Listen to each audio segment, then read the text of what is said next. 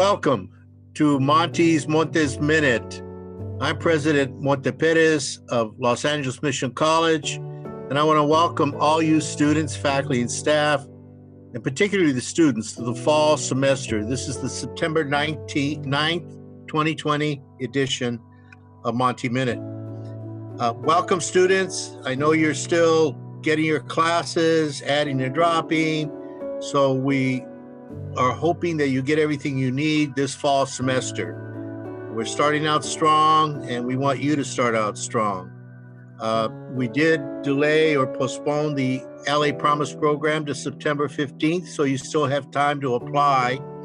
If you're a full-time student, you get tuition-free education for 2 years, and you also get a lot of support and tools you need to succeed.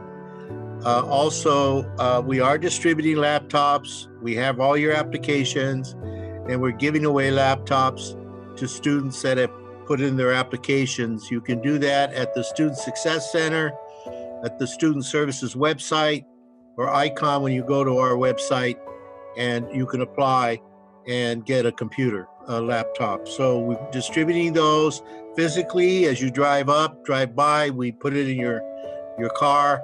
And also we're making available delivery if you take that option. But more to come on that. Making your applications important. So here we are, fall semester, and I wanted to spend a few minutes on my segment here, not only welcoming you, but talking about race, equity, and social justice. This is a topic that's extremely important to all of us, and I know particularly the students, because it's all around us in terms of what does it mean? What does it mean for me and my community and my future? We've had, obviously, this 2020 has been a very challenging year, unprecedented. Pandemic, economic hardships, people losing their jobs or reducing the number of hours they have, families that have to adjust to the educational hardships of online education, both for K-12 and for higher education, and get Wi-Fi and get the laptops they need. These have been real difficult times for that. And we're facing climate change. The unprecedented fires in California are incredibly, over 1 million acres have been burned. And then we have the challenge of systemic racism and police reform. I'm going to give you a tidbit of my experience with systemic racism and police reform. When I was a young boy growing up in East Los Angeles, we knew about systemic racism. We went to segregated high schools. My high school was 90% Mexican-American, Latino. We weren't given much education when I was a young man. We weren't expected to go to college, and we were treated in a way that was disrespectful to our families and our friends. So we knew that.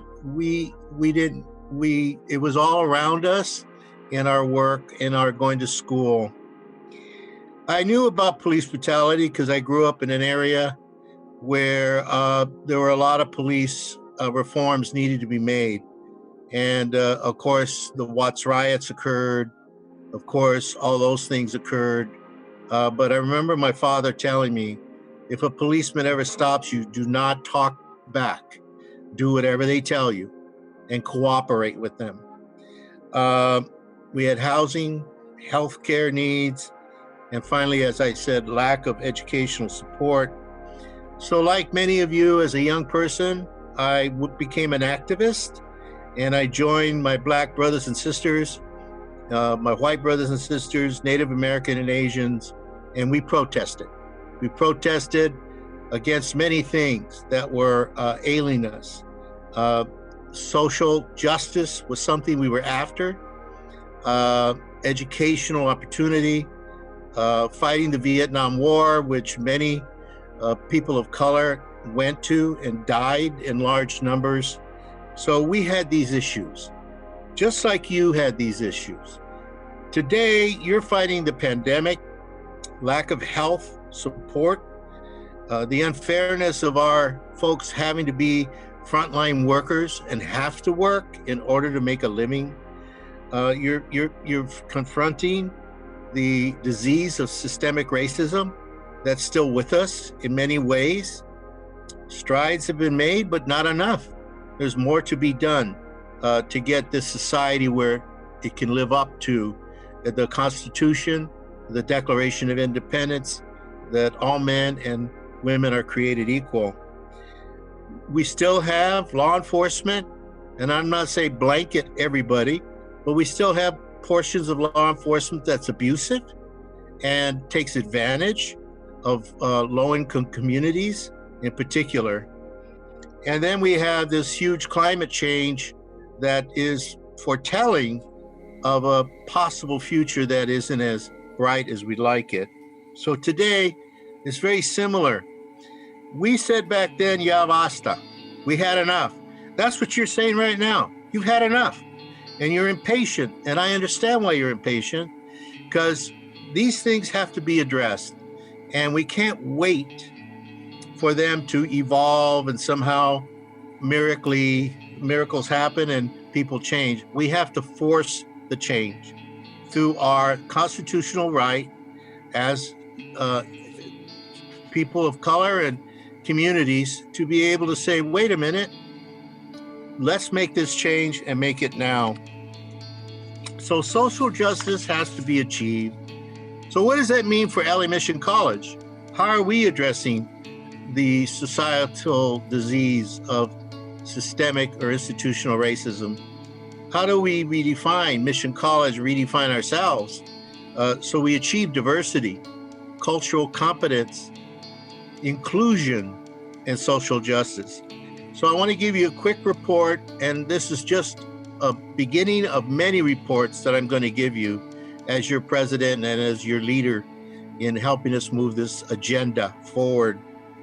We have joined the Race Equity Alliance of community colleges that are going through training with the University of Southern California on aspects of race and equity, both very frontal issues of race, discrimination, harassment, and all of that, to more subtle issues along the issue of privilege and microaggression, and how people may say things unknowingly and make assumptions about who you are or where you come from without really understanding the true value and importance of you as a human being.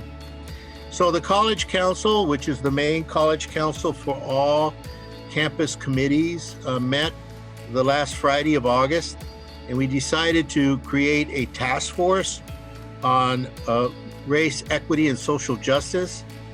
We're meeting September 18th to design that task force, to develop activities, to investigate curriculum, to look at hiring practices, to look at admissions and records and admission of students, support services, and community engagement, outreach, working with our communities that we serve and others to engage those communities in a dialogue and in activities that brings us closer to social justice, that brings us closer to cultural responsiveness and awareness.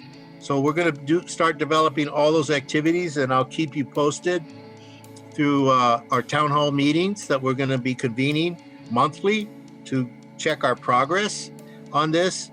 And then we are sending 5 faculty members to the first Race Equity Alliance training. This alliance is 3 years, so it's not overnight, but the faculty that are going tomorrow, actually, will be trained in how to train other faculty, students, and staff on what they learn in that training. So there will be many more trainings, many more opportunities. Our goal is to get as many of our faculty and staff and students to participate in those trainings and bring back the knowledge and the expertise to let's move forward as a college and community. And we're going to continue to acquire the resources you need to be successful. It doesn't stop here with just laptops, Wi-Fi. There's many more things we need to look at in terms of helping you be successful in your homes with your brothers and sisters and siblings, mom and dads, and loved ones that you're living with. So I wanted to give you that quick report, and I'll be giving you more reports on our progress on race, equity, and social justice. I will send an email out giving you an invitation to send me whatever ideas you have. We have a lot of potential here at Mission. We have really good people, good faculty, good staff, and great students, and a community that supports us. So when we move forward, we're going to move forward together. We're all in this together, and we can make change, and change will occur with the good work we all do. So Eagles, stay strong. Let's fly together, and we'll make it happen. Have a good semester.